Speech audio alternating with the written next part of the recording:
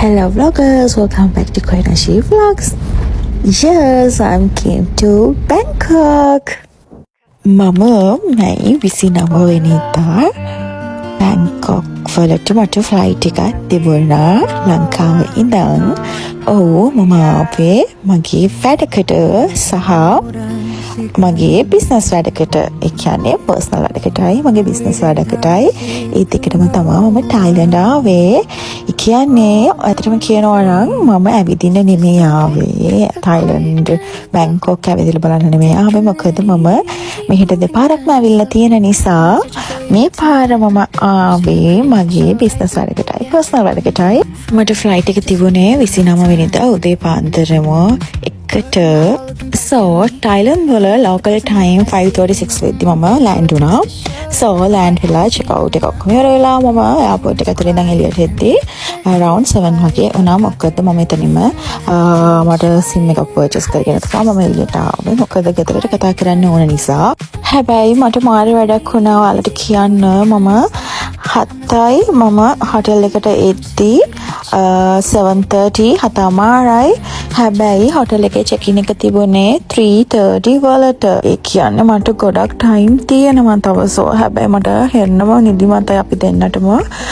කරන්න දෙයක් නැති නිසා අපි දෙන්න මොකද කරේ Starbucks එකට ගිහිල්ලා මුලින්ම අපි කෑම breakfast එක ගත්තා. මම නම් කන මූඩ් එකේම හිටියේ නැහැ. හැබැයි මම chocolate chip shake එකක් ගත්තා. මොකද අඩුම තරමේ අපිට එළියට ගිහිල්ලා ඇවිදින්නවත් fit එකක් තියෙන්න ඕන නිසා ඇඟේ මම chocolate chip shake එකක් විතරයි ගත්තේ. ඊට පස්සේ ඒකත් හිමීට එන්ජොයි කරලා ටයිම් එකත් යවලා හිමීට 10:00 විතර වෙද්දී අපි ගියා ප්ලැටිනම් මාල් එකට. ඉතින් අපි භාගයක්ම ෆුල් රවුන්ඩ් එකක් දාලා එළියට ආවා. මොකද අද ෆස්ට් ඩේ නේ.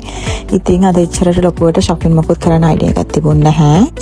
එළියට ඇවිල්ලා අපු ගමම අපි ජූස් දෙකක් බිව්වා. sugar cane and avocado juice එකකුත් අරගෙන අපි ටුක් එක නැගලා ඉක්මනටම ගියා හොටෙල් එකට. මොකද අපිට ඒ තරම මාරම ටයර්ඩ්. ඊට පස්සේ එහෙනම් අපිට ඇවිදින්න තියා හිතන්නවත් බැරි වුණා. ඉතින් අපි කෙලිම ගියා හොටෙල් එකට. ඔයාලට කියන්න guys අපි හොටෙල් එකට ගිහිල්ලා 1 hour විතරයි අපිට හොටෙල් එකේ wait කරන්න ලැබුණේ. අපිට 1 hour වලින් අපේ room එක අපිට ලැබුණා. මම room එකට ගිය ගමම කරපු ෆස්ට්ම වැඩේ තමයි නිදා ගන්න එක. මම wash කරෙත් නෑ.